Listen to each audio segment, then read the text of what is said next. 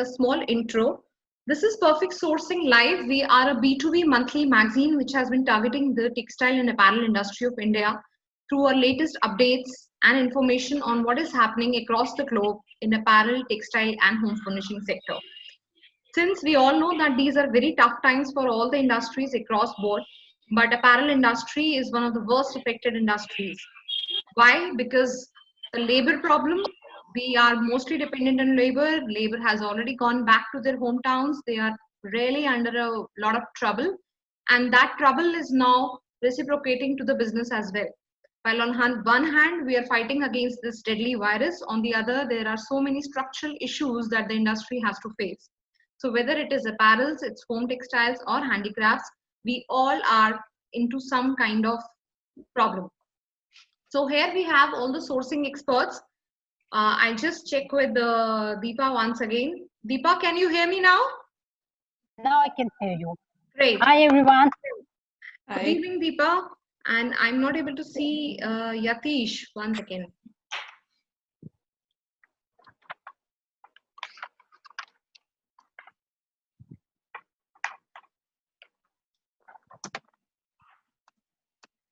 Yatish is there, but not on video. Can't see him. So in the meantime, we can start with a brief introduction.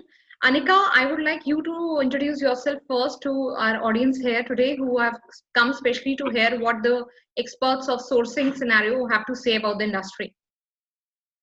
Hi, everyone, though I know a few of you, but just a brief introduction. I am into global sourcing for about 20 plus years now. Been working with US retailers as well as Australia and New Zealand. So right now I'm the country manager for the Warehouse Group, which is New Zealand's largest retailer. I had set up this office about 3.5 years ago. So I look after South Asia, India, Pakistan, Bangladesh, Sri Lanka, Indonesia. And Bangladesh and India are very important sourcing destinations for us. Most of apparel comes from Bangladesh and most of home is from India. So I'll be able to talk a little bit during the course of the discussions about how our home business is impacted currently. And as we go through questions from Deepti and the various interactions we'll have with the panelists, it'll be good to discuss and, just see what the future has in store. That's about me. Thank you. Thank you so much, Anika. Thank you for your brief introduction. Just a second, Lokesh ji is also joining us now. I can see him now. So let him also come in. Yes, he is now in. Lokesh ji, can you hear me?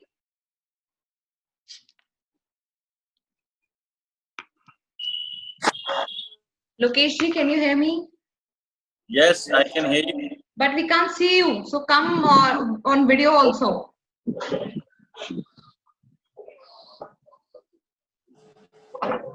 Yatish, I'm not able to see Yatish. Anyways, sir, I think you can hear us now. Hi, Deepti. Hi, Yatish. My video is on. So strange. Yes. Yes, we can see you now. My video is on. So great. Fantastic. Okay. So now coming on to Linda. Hi, Linda. Welcome to Perfect Sourcing Live. Hi, Lokesh ji. Now we can see you. Yes. So we have Lokesh Kashtarji also here joining us for today's meeting. Yatish, I think you can hear me now very well. Yes, I can hear you clearly. Great. So Linda, please introduce yourself so that we can move on further. Yes. Hi, everyone. Good evening. First of all, thank you very much for having me here tonight. It's a pleasure to be here. I'm Linda, and I'm the founder and owner of Continuum Buying Agency based in Gurgaon. I've been running this company since 2002, and we are primarily working with the European and US market. We are into fashion, we are design-driven and sourcing-driven, and we are more than just a normal agent by pushing our own product and designs. And I'm looking forward to being a part of this conversation here tonight, and hopefully we can share some good ideas and thoughts with each other. Great. Good to have you here, Linda. Coming on to Deepa. Deepa, we are interacting with you for the first time. So please introduce yourself. Yeah, hi everyone. Deepa from Eurogroup Sourcing. Eurogroup is sourcing arm for Coop Switzerland. Coop is the biggest supermarket and retailers out of Switzerland.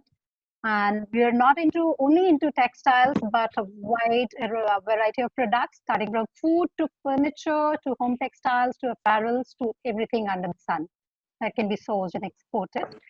I take care of South Asian region, which is India, Pakistan, Bangladesh, Maldives, and Sri Lanka. Okay, great. I'm looking forward to connect with you all. Great. Nice to have you here, Deepa. Lokesh ji, I see you in the next window, so please introduce yourself here. All right, myself, a buying house as well as a consulting firm in USA, and I'm representing the Federation of Buying Agents as your doorstep to the international market. Great. You have been serving the industry with a very good cause, sir. I should congratulate the way you have been handling things, and you have been putting so much effort in a lot of areas. Thank you very much. I'm thankful to our governing body actually who has stood behind the entire process. Okay, great. Once again, I just unmute. Yatish, you are still on mute.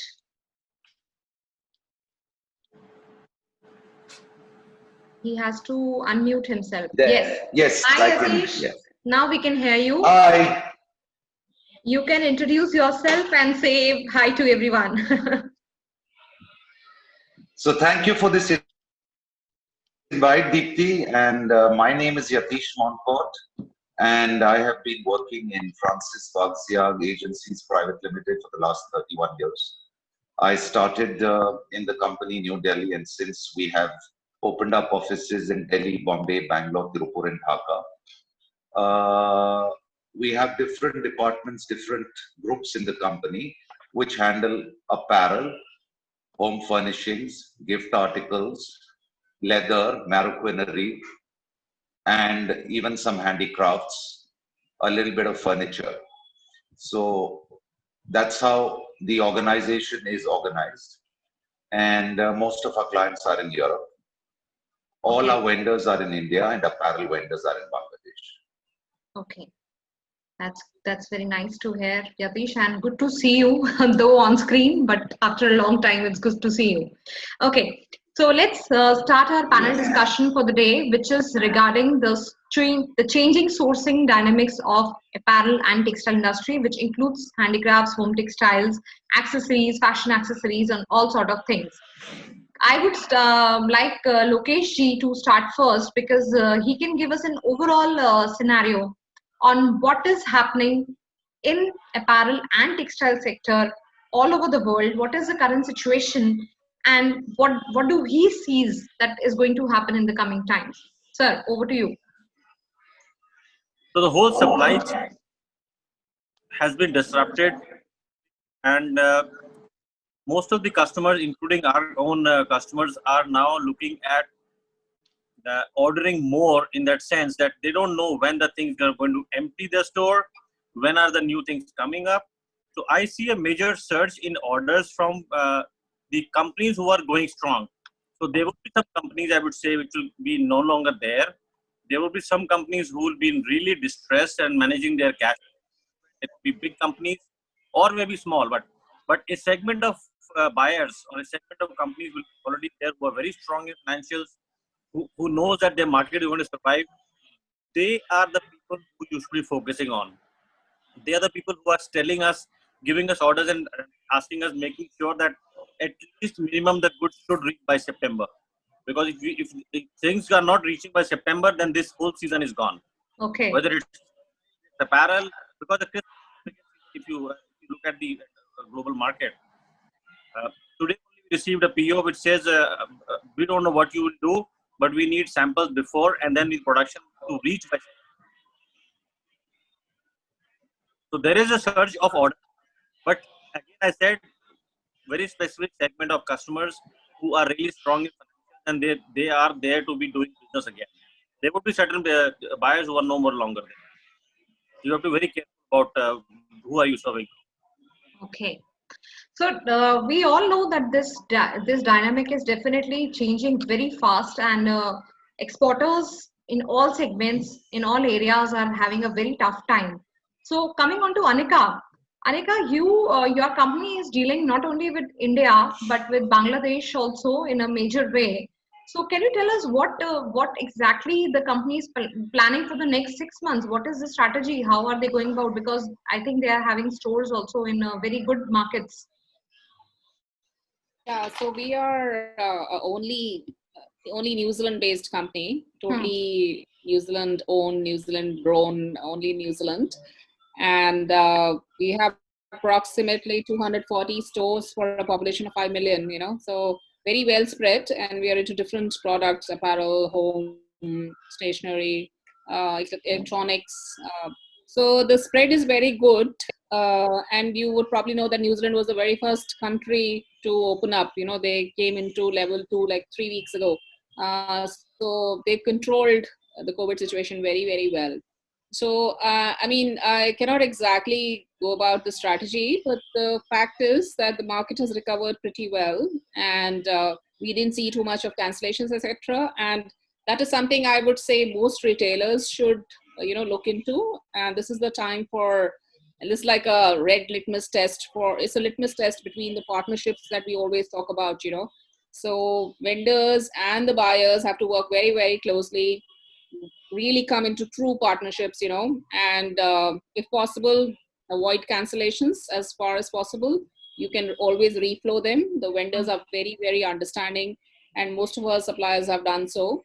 Uh, I was actually reading a survey of SIDEX today, and about 68% of the respondents said that it is very, very tough, and COVID has impacted them financially in a very, very bad manner. And out of that, Bangladesh was about 77% of the respondents said that they are badly impacted. And you also probably know that EU has given a $334 million aid just very recently. Hmm. So situation's tough, but I do see a silver lining at the end of the tunnel. Things will fall back, and I think it's a matter of maximum 6 to 12 months by the time things surface So well what for about our your market. company? Are you doing the sampling? Are you accepting? Are you looking forward to give some new orders to the exporters? What exactly is the planning about?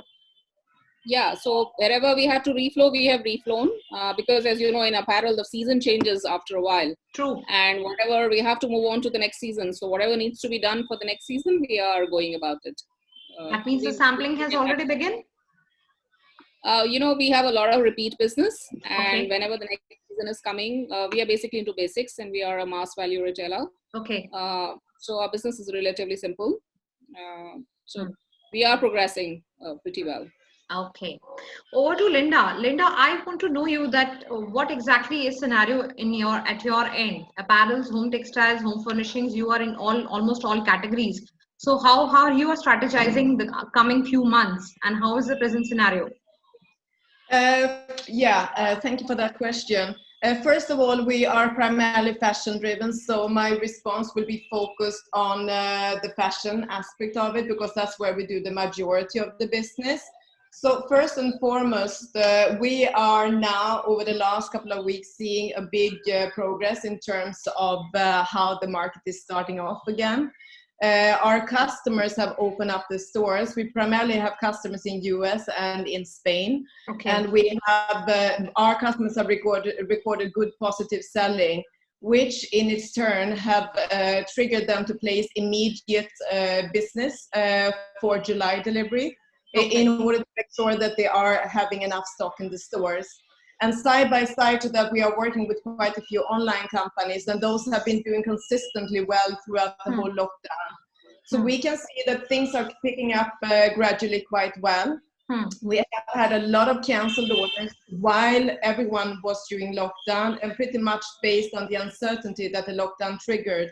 But once we started opening up in India and customers kind of regained hope in us and our ability to actually slowly getting started again, they started reinstating many of the orders that were previously canceled. So I feel that we have actually started rolling forward. I have started receiving quite a few new developments for autumn as well as for the next spring summer. So there is a positive atmosphere. Also, what I have noticed between our buyers is that the ones that have always had a good strategy in place in terms of how to execute their business, how to respect their collaboration partners, I see a very clear line between how they are now managing to actually kick themselves back on track versus the ones that are maybe not having the best ethics in place already in the first place because they have kind of burnt the candle at both ends. So it looks quite positive at the moment. It could be better, it could be easier, but we are moving in the right direction, I must say. Okay, that's good to hear that at least some positivity at the at some point. Absolutely. Which is very important. But when you say that the sales are picking up, can you give me some number, as in how much sales are picking up? I mean, maybe the expectation was 10% and the number has 15%. Any numbers that you can share with me? I would say around, if we take our budgeted numbers, because this is always the best way to compare. So if we take versus our budgeted numbers, we are booking at around 40 to 50% at the moment. And I honestly didn't expect anything when I was seeing the direction India took a couple of months ago. And I didn't expect to be able to fill anything in August in terms of orders, but we're feeling quite well in August. For August shipping I'm talking about. So basically I had ruled out June, July and August completely in terms of execution just to be on the safe side. But we are still having a lot of orders that have managed to survive in the pipeline throughout the lockdown, and we have received new business from the last month for August shipping. So it's not looking as pitch black as I thought it would be a few months ago. What attributes to these sales? I mean, Linda, what do you think that the number is better than what was expected? For me, it's better. I expected the worst maybe because I'm a highly realistic person. And I expected the market to respond much more slowly after they open up the stores. But we see from our customers that they are quite pleased with the selling, and they also didn't expect much when we were in the absolute depth of the lockdowns. Okay.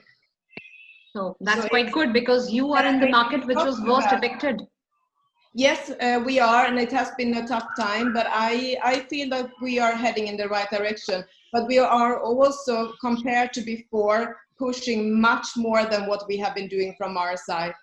By all means, in terms of sample development, sample presentations, virtual presentations, we are really pushing it hard in terms of also conducting virtual showroom meetings with our customers. And we have found those virtual showroom meetings as an excellent substitute for our in real life interactions with the customers.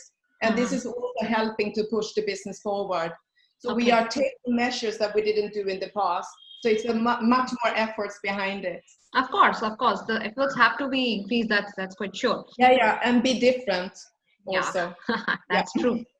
So coming on to Deepa, I want to know from you, what exactly is the scenario at your end? How is the sourcing pattern changing and how is the company strategizing these tough times? What are you observing in terms of orders or delayed orders or existing orders? I want to know from you. Over to you. Hi, Titi. It's great to be here tonight. And with COPE, it has been a very different strategy that we took. We took this crisis as catalyst of change for industry because till now, we all, I think, were forced to follow what industry asked us to follow. And this was the time where we could really change and follow what we wanted to do and what could be the possibilities. So acceptance was much higher. So I will back what Linda said in Europe. Now, after lockdown was eased, people are buying, people are responding. Some of the major things which helped in these times is virtual meetings, digital era. We could do much more with this technology. I think I've never done so many VCs before what I've done now in the last 60 days. So, and product innovation. That it made market realize that you need to be sustainable with the resources you have. So whether when you talk about textile, whether it has to be recycled, whether it has to be organic, or whether it has to be BCI. At the same time, very flexible and adaptive response to what customer needs, because customer will be very smart now to know what he's spending for. He wants Hmm. much more and smart solutions. Hmm. So we are very strong with our suppliers now to come up with very innovative Hmm. designs Hmm. for everything, innovative solutions. At the same time, with suppliers, we are also working close with them how they can diversify their risk with Okay. multiple products, because we are multiple product group. Hmm. So how they can diversify just from apparels to maybe home textiles or maybe something else that can work. So it Okay. divides their risk. It Hmm. makes a bigger portfolio for everyone. And I think innovation is now what is sticking more. Smaller, like, smaller quantities, more SKUs, Hmm. newness. Everyone is responding to that. Hmm. By newness, it does not need to be very complex, but as you say, basic plus. As everything starts, basic plus and sustainability. Those I've seen has been the main topic even from the customer side. Okay. We had a very good sales index until now, as the lockdown was eased in Europe. It was Okay. anywhere between 300% to 130%. So right now we are in a lot of push a lot of our orders, shipping, and everything. Oh, that's And a good also for news. new, Okay. yeah. That's And very good news. Yeah. Okay. yeah, so it's responding positively. I don't think so in long term it will remain the same, but it was a lockdown for such a long period, so there Yes. was that spur of spending So that people are helped. actually going to the stores, or they're buying online? I mean, they're coming to the stores. So it both that's working. I Okay. think the people, what we notice is there are less people coming to the stores but buying more, Mm-hmm. and there is much more online presence. So one of the things that we realized is that's where I mentioned that smart solutions, whether it's like online you do multiple styles and smaller SKUs, Hmm. where you do made to measure, where you bring faster deliveries, Hmm. where you look at the stock options, where you look at every possibility to provide more and more design elements. Okay. And so I think that's what is helping. And as we talk about Spring Summer 21, as Hmm. a company, we have been smart of not canceling orders, so pulling what we can from existing fabrics to take Hmm. in next season to avoid cancellations. At the same time, also adding on new styles, feature fabrics to have that customer interaction with us where they find there is a newness in the stores.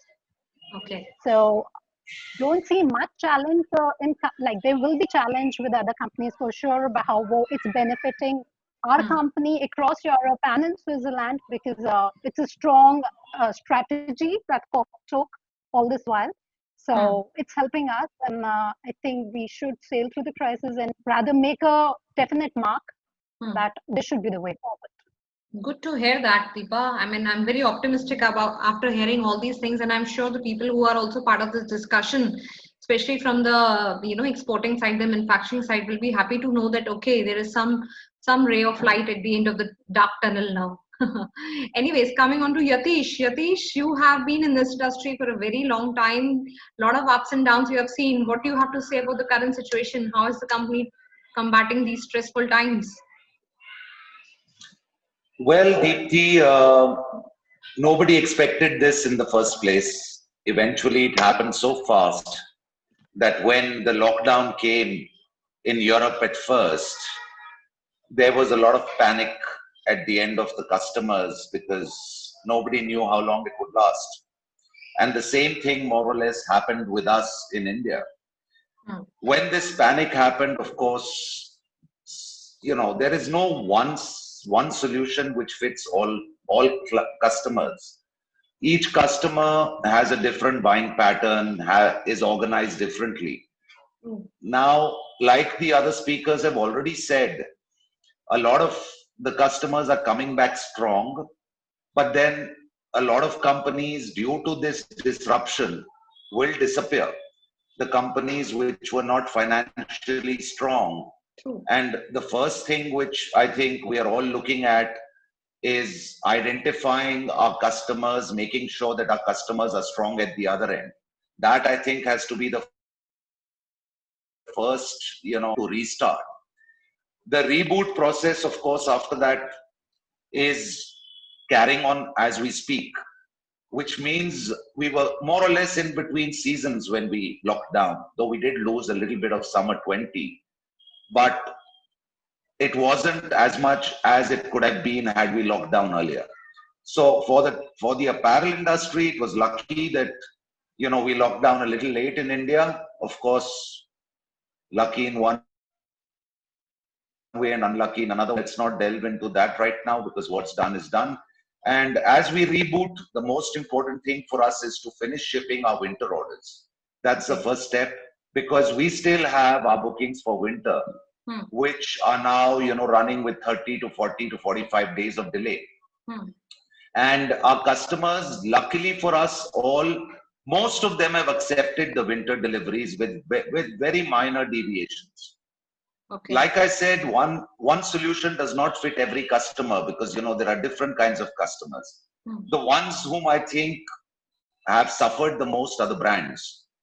But even they have not reduced quantities drastically. They are still taking all their winter goods. And the fast fashion canceled early and then came back to us and said, okay, we're going to take part of the cancellations, but leave out some cancellations.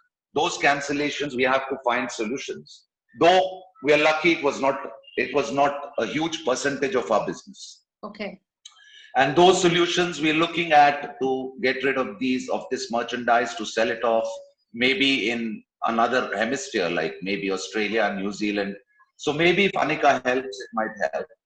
And South America, yeah. So for next summer, then we, you know, look at what happened during the lockdown. The uncertainty, even for us, was tough, but we worked through the lockdown. We all worked from home, and we all looked at the best possible solutions that we could find. We kept in touch with all our customers. The keeping in touch with the customers was the key, because we kept getting information as to what was happening. True. And that was the most important, because it kept giving us, you know, making us feel more optimistic as time went by. And as soon as Europe opened, like, you know, Linda has said, like everybody has said, the news we are getting is that fast fashion, young fashion, our customers in that area are selling well. They have actually more or less sold the same amounts, if not more, maybe even 3-5% more after opening up, as before the lockdown. Very interesting. So I guess the younger people are not scared of venturing out, not scared of entering shops after after the virus, and they are still going out. And like they said, I think that 60, 70, 75 day glut where they were not able to buy anything, or, you know, they were deprived, they have suddenly gone out and they have tried to buy a little more than they would normally do. So that comeback has been strong. The online companies have done well. I think that more or less they are still doing well. I think, yeah, the major sufferers are some of the, you know, mid-end, middle market, local brands. Those are the ones which are hurt the most. Maybe but if I look at it, maybe because they are not so cash rich, is that the reason? Well, yes, maybe one of the reasons can be that, and also I guess end of the day, the organizational strength. It's very important, you know, for organizations to be able to take such blows easily and then come back stronger. Absolutely. So it depends on your size. It depends on you know, how much you can pump back into the new requirements. Because retail at every level will change. You are looking at how to reclean the garments which are tried, how to re-put them back onto your shelf, at how to, you know, get customers to click and buy. You're looking at 3D fitting in stores. You're looking at all kinds of things, and all these things cost a lot of money. You know, everything costs money end of the day. So if you have the finance, yes, you're able to move on, but everybody is not that lucky. So that's true. Earning goes, that's what it is. Now coming down to next season, I think we are seeing a start. We are already receiving some repeat orders for the previous season, which is not a bad sign. It's a great sign. And for next season, we are just seeing signs of, all our tech packs coming in and fabrics going and things are actually happening. They've started moving. So, of course, this whole financial year, no production for 3 months for the factories. Yes, all of us are going to see a minus 20, 25, 30% depending on our clients and depending on our customers. But I'm sure that within the next 6 to 9 months, like Anika said, we will bounce back and the business will grow again. What is more worrisome for me, rather than everything which has taken place in the last 3 months, 4 months, is that India has to stand up now. We have to stand up on our own feet. Because over the last 15 years, if I read history, and history is what speaks. True. We have competitors which have come up. And these competitors have more than, they are doing more than double the business we do today. When you look at places like Bangladesh and Vietnam, which just started in 2000, today they do more than 30 billion US dollars worth of exports in apparel. We are still somewhere in the region of 16, 17, 18. So I think it's high time that the industry actually wakes up. And the only way we can grow is to invest. We need to invest. Factories need to invest. We as buying houses need to invest. We need to invest in technology. We need to invest in digitizing our businesses. We need to invest to grow. That is the future for all of us. The message is very clear. The message is the old way of functioning is going to die. We need speed to market. Like Lokesh was saying, customers are saying, I don't know what you will do, but you have to ship in 15 days. To achieve that, we have to grow and achieve that. We have to be able to follow the Turkey model in the future. We have to be able to read our customers' minds in advance. We need to be able to understand and become more consumer-centric in terms of their consumers and understand what their consumers want so that we can actually offer it to them at the same time that our customers think of it. True. Unless we do that, we will not thrive. And for us to thrive, there's a lot of hard work ahead. What we need now, I think, is a lot of hard work, and we need a coming together of the industry. We need the exporters associations, we need the buying federations to actually go after our government and get the right conditions for us. We need our government to also take note that at this juncture, they have to support the industry, which is something which they are not doing very well. They are more or less ignoring this industry.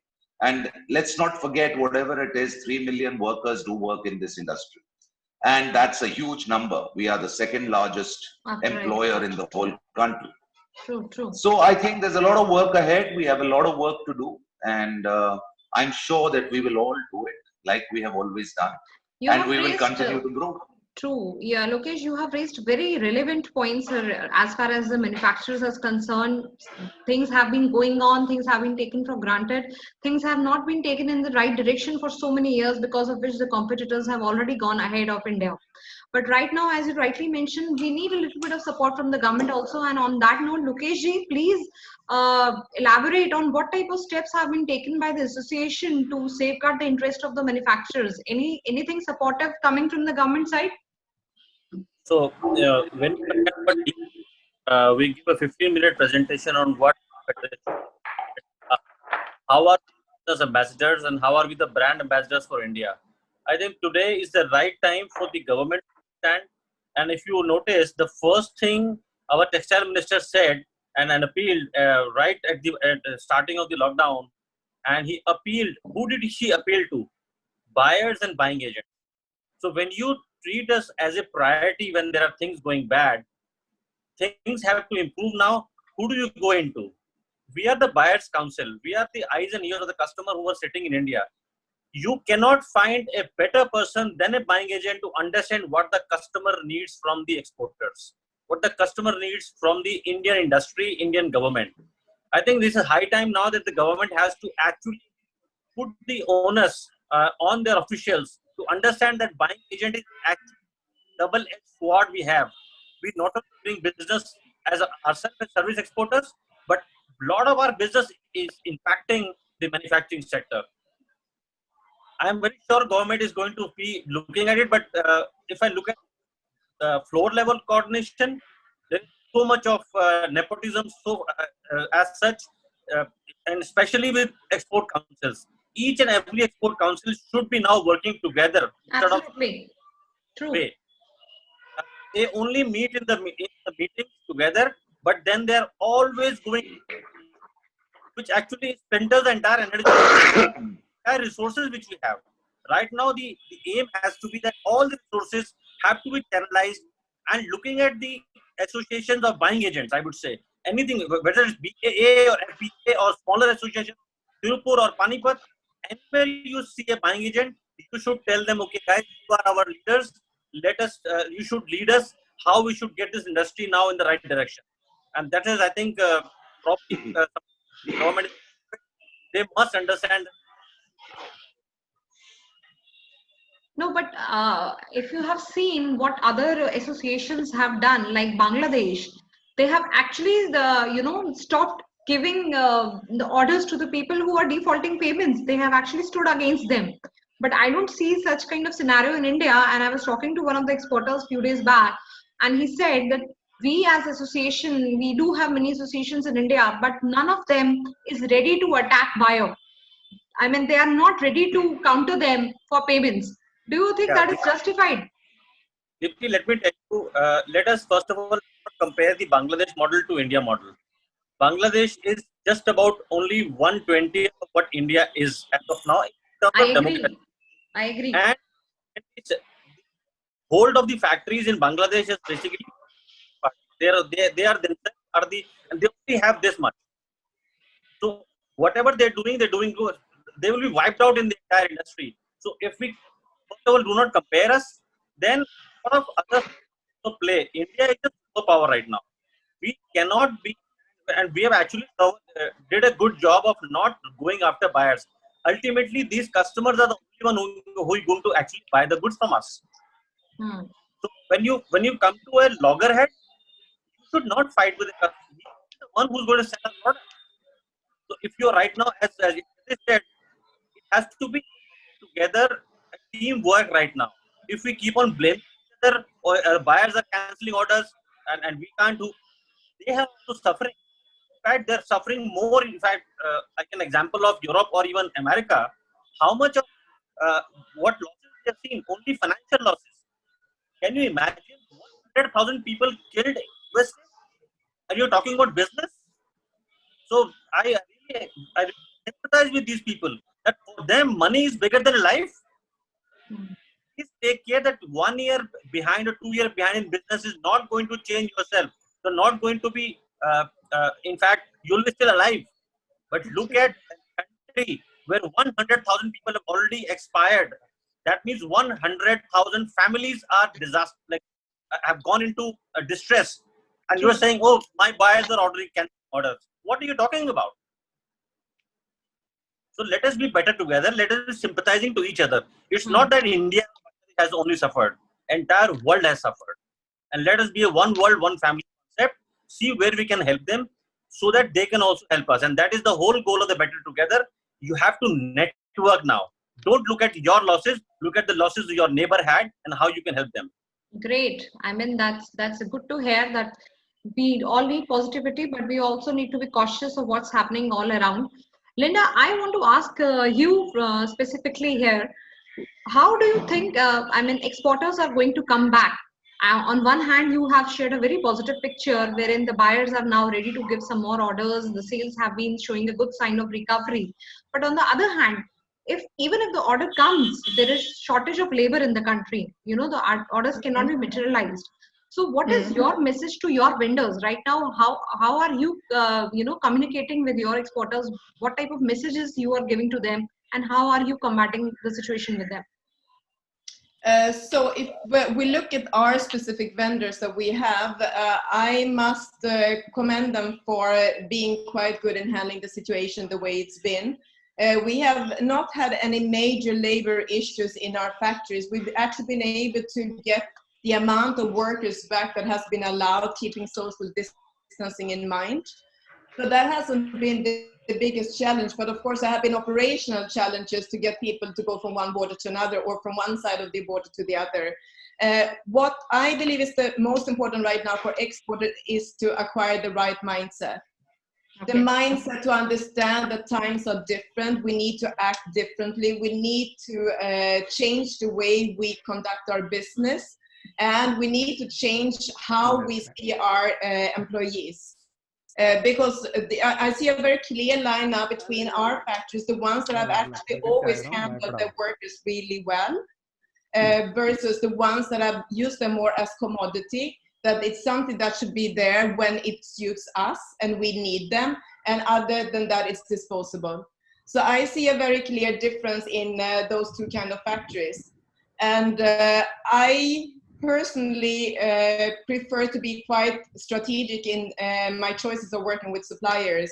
And I try to always team up with factories that have a similar mindset to my own mindset, which is always to put your team in the first place and make sure that you provide good social standards for everyone that you work with.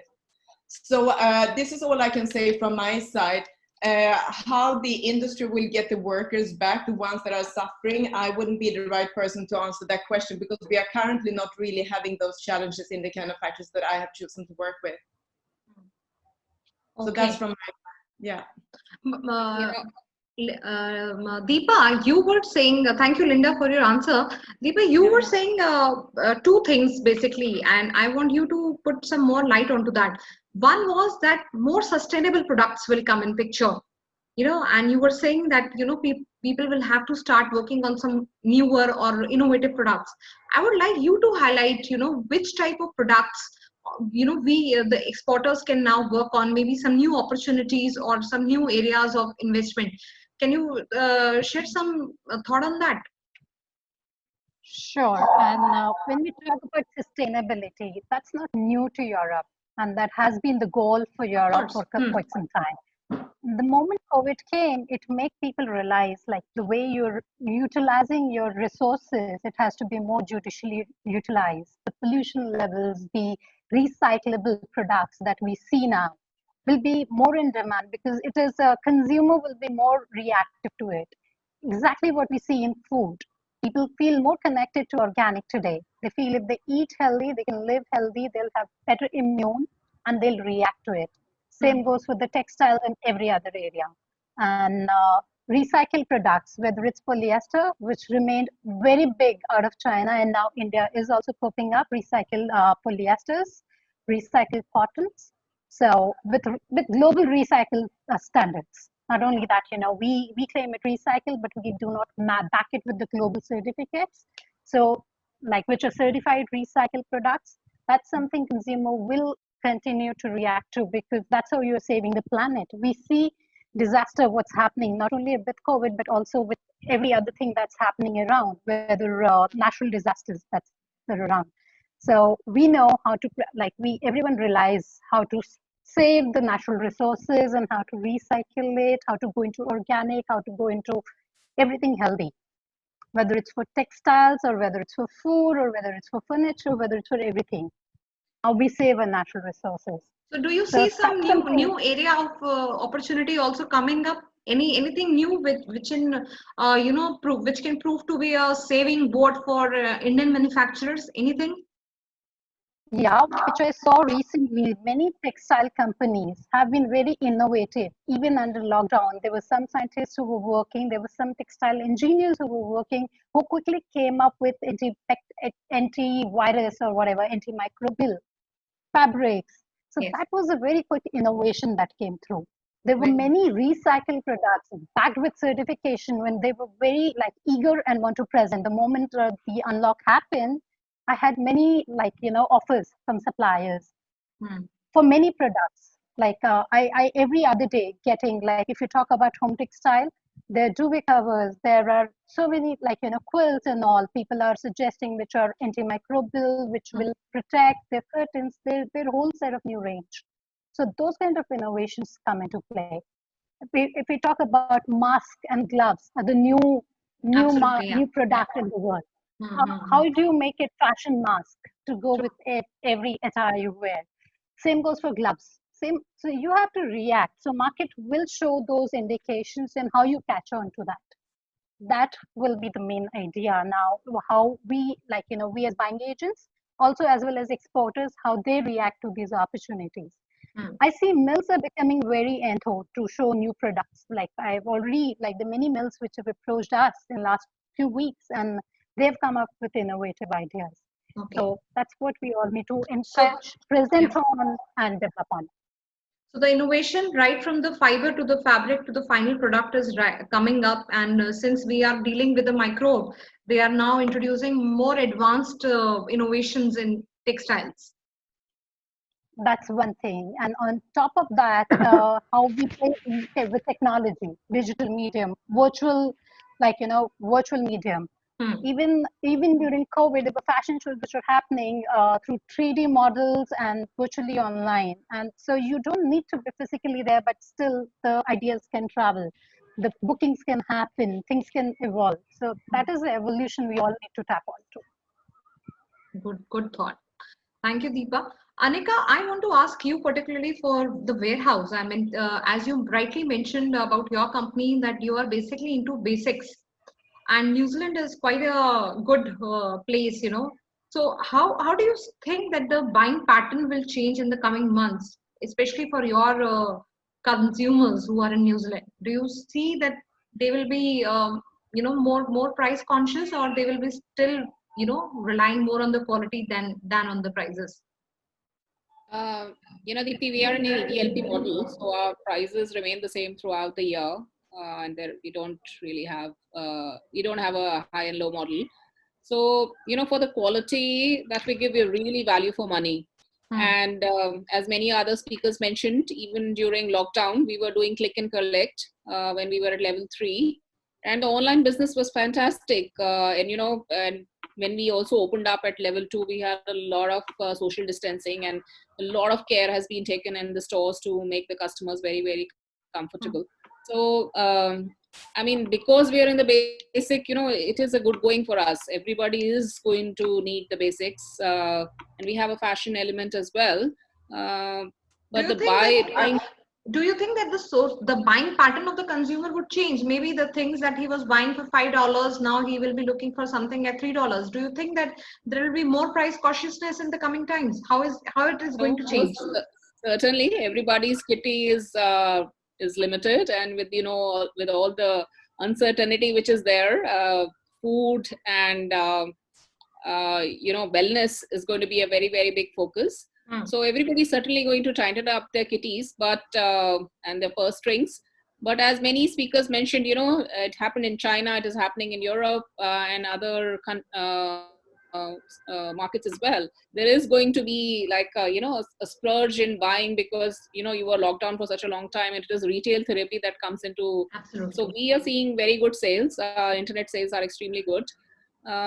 But the fact remains, over a period of euphoria, when real time, how the situation changes in every market, this is how the buying pattern is going to be. So it's very specific to every brand, but it's the next 6 to 8 months that are really going to determine in which direction the brand is moving. Are they going more fashion, or are they going more basic? Yeah. Same question to you. Know what? Yeah. Sorry. During the course of a conversation. Yeah, during the course of a conversation, just to be interactive, if there is an anyone in the export side here in the panel or in the audience, we say buying is presenting their views, but really within the India segment, what is the challenges that they're really facing? Technology, everybody's talking about; sustainability, everybody's talking about; fabrics, we are innovating. But what is the real pain point? As an exporting community and a buying community, we should get down to the bottom of that, if possible. Have a good discussion on that. That will be my thing from this Maybe we webinar. can take that in the next segment. But Yatish, coming on to you, I want to ask you the same question. How do you think that consumers are going to change, and how are you going to handle that with your vendors, the FOBs, the deliveries? I think we are already delivering in a very short span of time. For fashion was already a very fast moving product, and now with this happening and very uncertainty in how much stock it is, it is going to get consumed. How do you think things are going to change? And how well prepared is your company to handle it with vendors?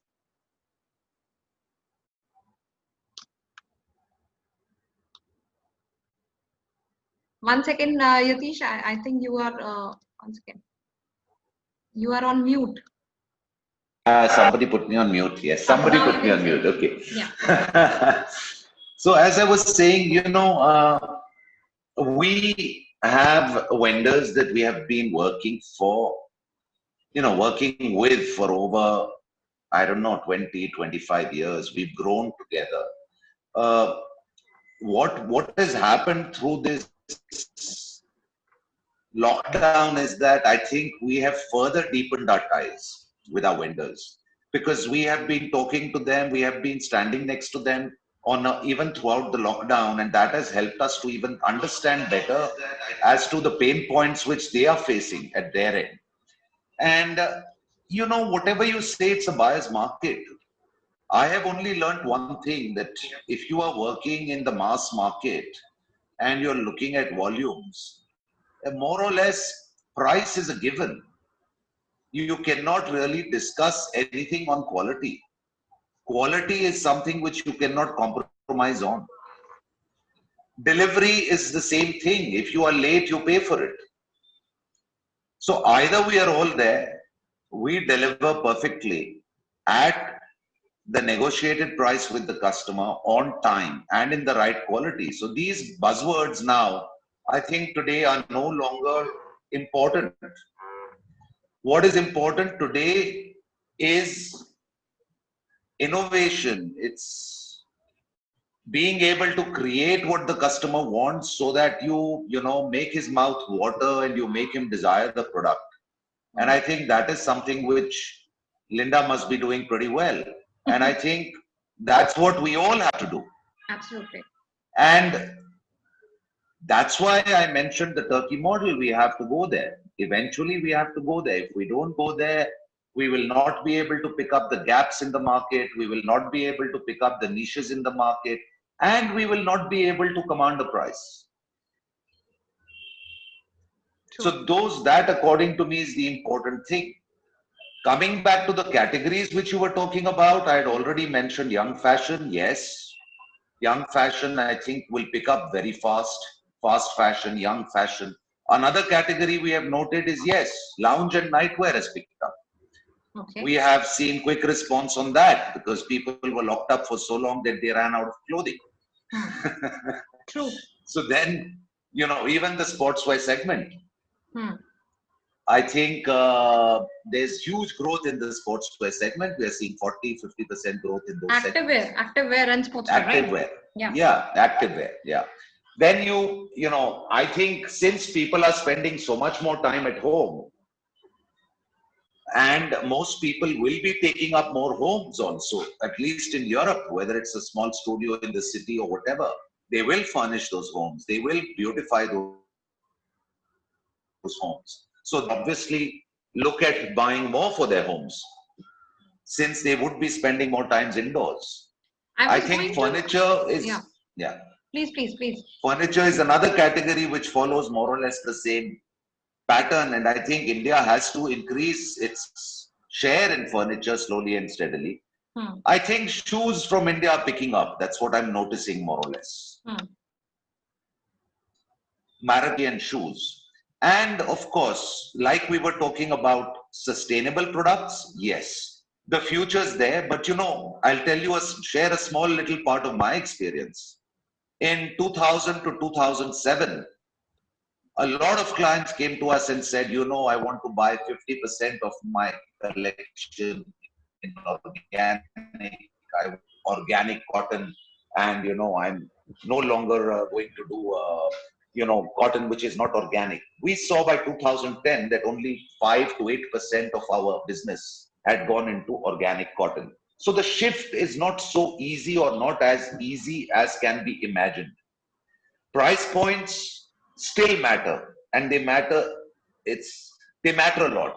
So yes, sustainability is a niche, sustainability is a gap. We can fill it. India is well in place to fill sustainable products because we already have factories which are GOTS, which are using BCI cotton, which are OCS.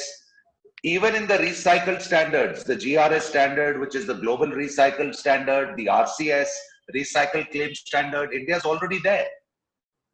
We have the fiber, we have the yarn. All we have to do is sell it. We are not marketing it hard enough.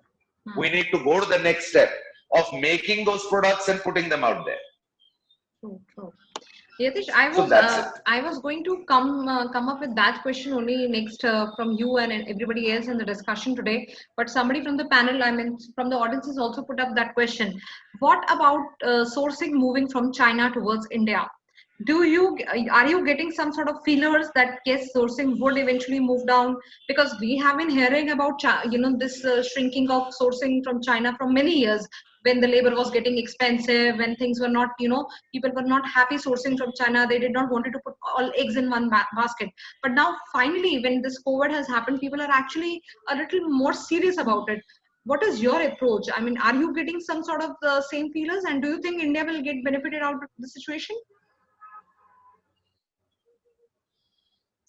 Okay, let me put it this way. When I joined this industry in 1991, Indian exporters were all saying, oh, we are going to do more business than China. We're going to do more business than China. What happened next is, a story which is amazing. China went up to 45% of global clothing. They were clothing 45% of the world. We were between 3 and 4% of the world. So I never compare China and India. I don't think there is any comparison with the two, number one. Number two, as China's economy has grown and they have moved up the value chain and they are now focusing on products which are much more expensive, yes, over the last 15 odd years, there has been a shift. But even today, China is practically clothing 38% of the world. So what have they lost in the last 10 years? 7%? Yes, accepted. Where has it gone? It has gone to Bangladesh and Vietnam. Why? That's point number one. Point number two. Now the world is expecting that China will miraculously bring down their apparel productions, and another 10 to 15% of the business will start shifting. So let us see where this 15% of business ends up. Does this 15% end up in new sourcing destinations? I'm sure India has a chance. We have a chance. We need to fight to get 5% of that 15%. That's where we stand today. We need to fight. But we might not be able to do it only with cotton, which means we need to get into polyesters, polyamides, different yarns, by way of which we might be able to increase the share of our pie.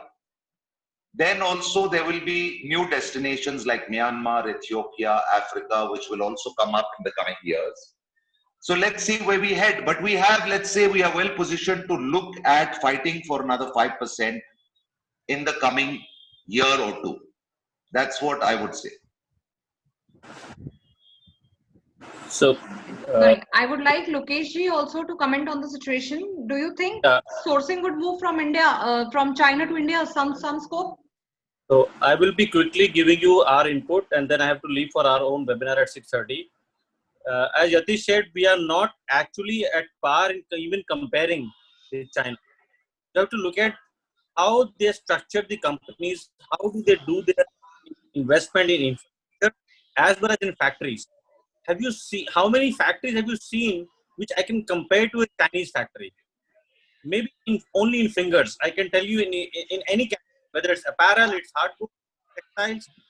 Then the other part, which strategically we also wrote to the minister also in March, they have to now invest in getting those markets in terms of strategically investing in those markets instead of paying and putting money into labor issues and incentives and 2% here and 3% there as export incentive. Give them money to invest and start business. Europe, create an equity partnership like China did with their American partners. They were collaborating with each other. One person is selling, one person is producing. And there is a major role where the government has to put in place instead of inventing. I would say look at the investment models. If a factory invest, maybe can we give them 10% of that? Give them the money so that they can open their own office in US, office in Europe, or other markets. And then strategically they have to get big factories. SME, small and micro level, these factories can't compete with China. We need bigger setup, investment into factories. And then, of course, the infrastructure. We have such a pathetic infrastructure in terms of roads or railways or getting to ports. I would say 2% of what China can do. So there is a lot of improvement to do, and a lot of strong willpower has to be needed to do all these things. Very nicely articulated, Lokeshji. That's very true. We have been talking about it for so many years, but we need to have the capacities. We need to have that sort of scale that China has. And believe me, the business has already, as Yatish rightly said, that it has moved down to a lot of countries, but it was grasped by Bangladesh, Vietnam, Cambodia, rather than coming to India. So we need to prepare. But the action has to be coming back with money.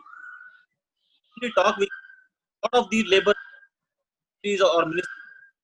Even today, of the meeting. Your voice is cracking, Lokeshji. So, anyway, I have to leave now.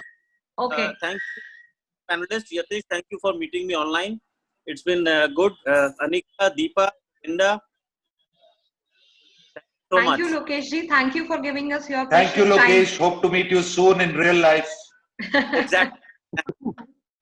Thanks, Lokeshji. Okay, I would like to ask one more question here, Deepa.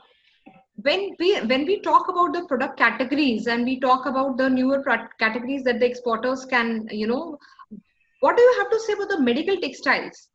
As a sourcing company, the PPE, the mask, maybe we are soon going to start the exports of that.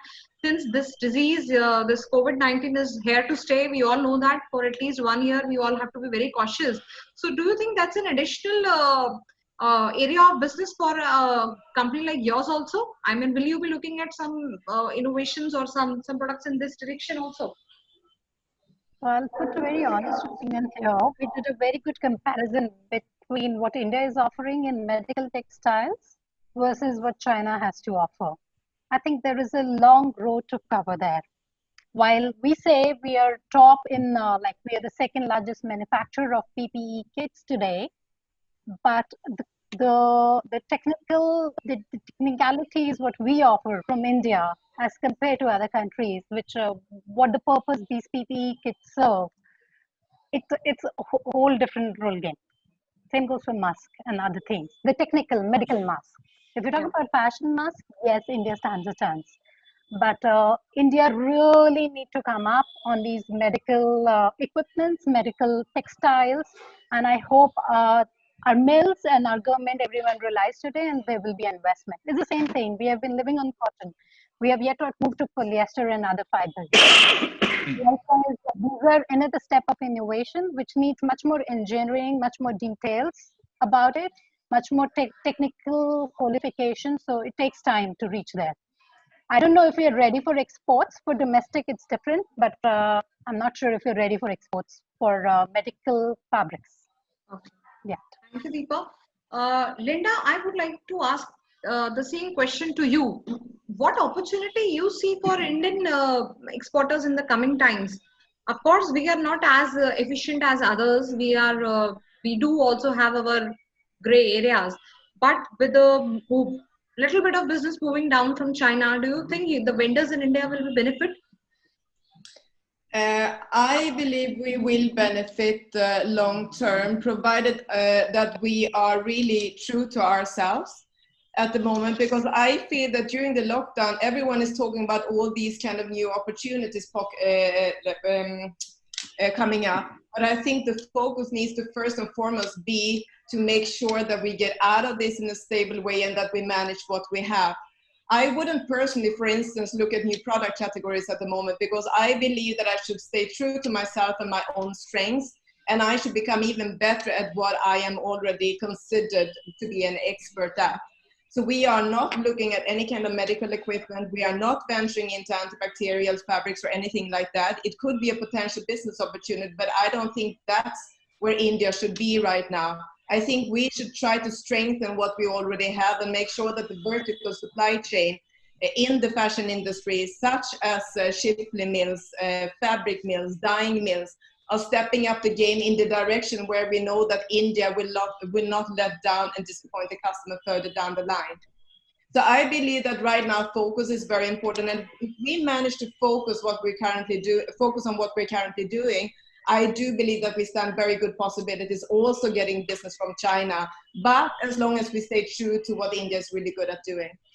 I think we have to admit that Chinese products is not necessarily for us, but we can have options presented which is equivalent to the Chinese products.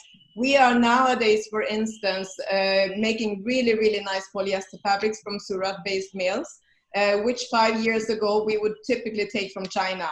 But for the last couple of years, we are now managing to source everything within India and with the huge sourcing efforts. So I believe that if we just work with what we have, we can, through that, get a lot more business coming our way. I cannot hear you. Yeah, sorry. You actually put it very well. And any more opportunities coming for home textiles? Not that I can see at the moment. I am, again, my strength is fashion, and I believe in terms of fashion categories, one product item that we have not yet covered in this conversation here today is the importance of having nice working from home wear, meaning that you have to be comfortable because you are working from home, but you also have to look good, the way I see it, because you're sitting like this all the time.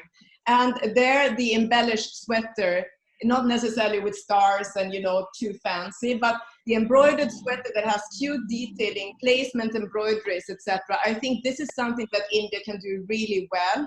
We cannot do a basic sweater because Bangladesh will beat us on the price and Turkey will beat us on the timing. So we should be true to ourselves. We should work with our nice embellishments, our beautiful embroideries. And I believe that this can be very good product categories. Same with earrings. I mean, for ladies sitting behind the Zoom screens all the time, it's an amazing product category that I believe has very good opportunities, because you really need only a pair of earrings and you will actually look presentable in a suit. So I believe these are the immediate product categories that when you work within fashion, you should be focusing on. I believe this is a good opportunity right now, and especially as we're going towards autumn and cozy sweaters working from home. And do you think, Linda, that the delivery times will also change very drastically? Like the lead times earlier were 30 days. Now, will it come down eventually to 1 week or 10 days, something like that? No, I don't think so, because I believe that the way most customers today are structuring their buying is that when they need a quick product, they know that they have Turkey, and they are willing to adjust the product that they need quickly according to the market that is capable of producing it for them quick enough. So typically when buyers are looking at India, the way I see it and understand it from the customers we work with is that they understand that India will need a fair amount of time to actually produce the quality that is expected. So I don't see timings being pushed any further. We are currently producing between 45 to 90 days, where we would have an average lead time of around 65 to 70 days, which is a typical style like what I'm wearing, which is a yarn dye with placement embroidery and some tassels. So I don't think it will need to be pushed any further than this. It's just extreme circumstances. One thing also in terms of sourcing, which we have witnessed with some of our customers, is the ability to be able to provide fabrics, not just look at yourself as a ready-made garment exporter, but see how can you help your customer getting the right material from India in terms of bulk fabric and ship to the customer, so that through doing that, you can actually help them getting the required lead time in the end. So we are currently shipping fabric as well, which is readily available on stock in India, so that the manufacturing can happen either in Spain or Portugal or Turkey. And that's one way to help your customer if you find yourself being unable to do the ready-made product fast enough. And these kind of conversations have actually really pushed the communications with the buyer to a totally different level in terms of engagement, etc. Great, great. Yeah. Thank you so much for these updates, Linda. I will be putting up my last question to all of you in the discussion today, and then we'll move on to the question and answer part, because a lot of people here from the export side have some questions to be asked from you guys, being the experts of sourcing side. Anika, over to you. Just in three lines, I want you to sum up how soon you think the situation is going to ease down, how soon we are going to get back to normal, and apparel or textile or home furnishing industry going to survive the storm? Well, you see, from the retail front, I am more positive, but on the manufacturing front, it totally depends on how our government goes about, managing the labor, how our factories are able to assure the workers that, please come back, everything is fine, we will look after you, we'll take care of you. So Bangladesh is it's been operational. The factories have been operational for about 3 weeks now, though they are closed for Eid in between. India, many areas have opened up. So for us, home furnishing and sustainability is going to be the story for India. Okay. And Bangladesh, it's business as usual. There's a lot of pressure on cost, which will continue, though, it's again a double whammy. Workers have to be taken care of. So for the exporting side, it is really tough, and that is why my heart goes out to the exporters, honestly. But as everybody else in the panel said, the government has to step in to do something for the exporting community. And as I said in the previous remark as well, between 6 to 12 months is what I am looking at for recovery. Yeah. Okay, thank you, Anika. Thank you for the update. Linda, I'm passing on the same question to you. When do you think the situation is coming back to normal, and how much normalcy we can expect in the business? I believe it will take at least, like Annika just said, 6 to 9 months. It will take time for customers to regain their confidence, the buying confidence, not necessarily just the confidence in us being able to provide. I can see now that when I'm speaking to my customers, what everyone is asking me is how well is India prepared for the second wave, and what will happen. And this is the uncertainty that I think everyone has on their mind in terms of buying from India, because of course they have read all the bad news about how the migrant workers are moving away from the cities, etc. So this is something that is at the back of the mind of the customers. But coming back again to your question, I think realistically, maybe even longer, 9 to 12 months. I think it can take time. But there are ways to adjust that on individual level, the way I see it. If we work differently, if we work smart, if we conduct our virtual meetings, if we are pushing our product, we can also at least make sure that we get more business that way. We have to think differently. And through that, I think we can recover quite a lot at company level, I'm talking about now. And I think we are all here, as individuals, so we have a little bit of work to do, for sure. Yeah, absolutely correct, Linda. We all have to work very collectively and in a very collaborative manner so that we can actually get out of the situation. Deepa, same question goes on to you. Where do you see India in the next 6 to 8 months? When do you see normalcy coming back to business? How do you see we getting and gearing up from these tough times? I think we should analyze situation in a year, because this year, post-COVID, we also have to see how retailers are reacting. How many will be able to sustain this economic scenario and survive? We already hear of many retailers going under. And then those who are left, then you have to adjust to yourself.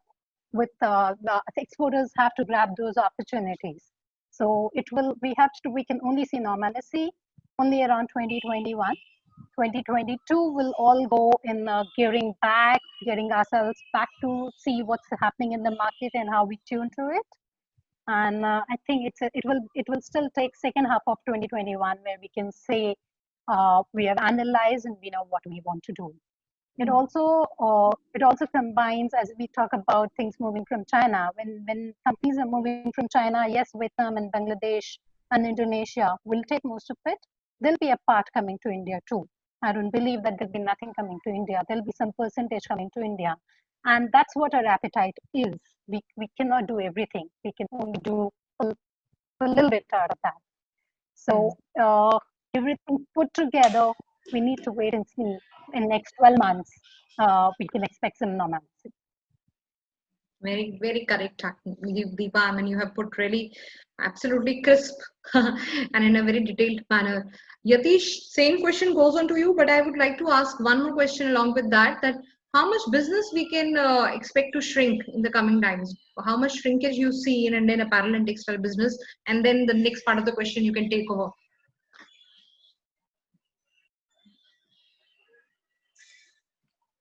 I think I agree with the other panelists, more or less.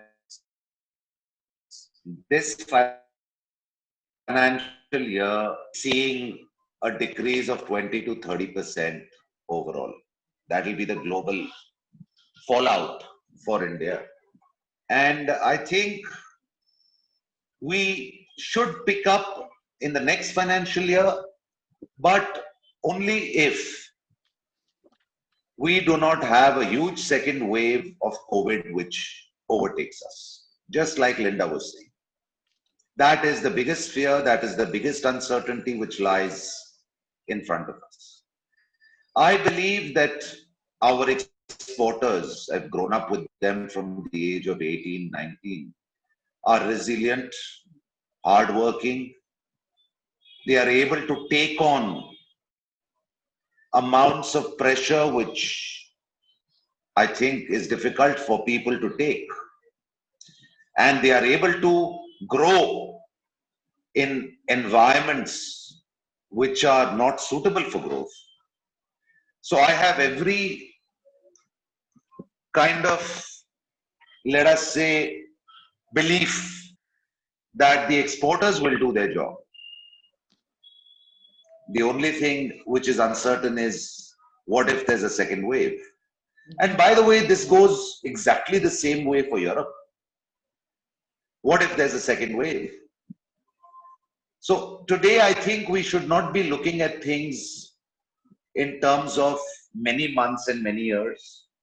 Today, we should be looking at our finances, using them judiciously, saving them so that we can keep all our employees with us. Exporters keep all their workers with them. And we wait and watch for the next 6 months. We already know we're going to be hit by 20 to 30% this year. If everything goes well, and let's hope it does, next year we will come out rocking and we will grow. Great. On a very optimistic note, I think we are discussing ending this discussion, but I'm really glad to hear all the optimistic things from all of you, and especially coming from the sourcing side. It really gives a good boost to everybody in the supply chain. Yatish, Deepa, Linda, and Anika, two, three questions we'll put up here because the audience have some suggestions and some questions. If you're okay, we can go ahead. Yes, of course. Okay. Yatish, there is Mr. Jibrin call. He wants to ask you, Vietnam took away some traction from China, maybe because of cultural affinity or infrastructure, but why would brands choose Bangladesh over to India? Very obvious, but I would like you to answer the question. Okay, let's just see how did Vietnam start business?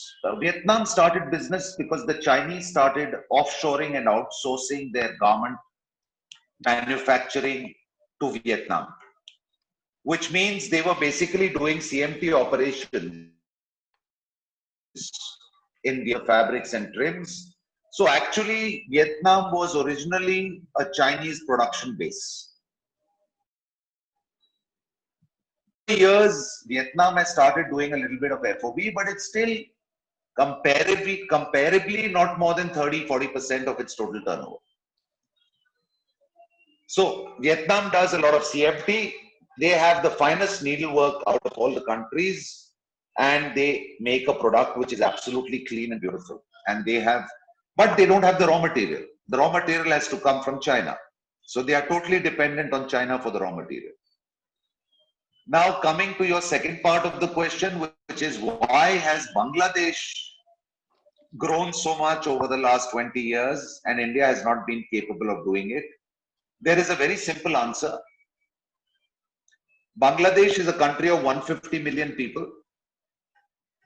Out of these 150 million, I think practically 55-60% of the population lives off the garment factories, which means 87% of the foreign exchange which comes into the country comes because of apparel export.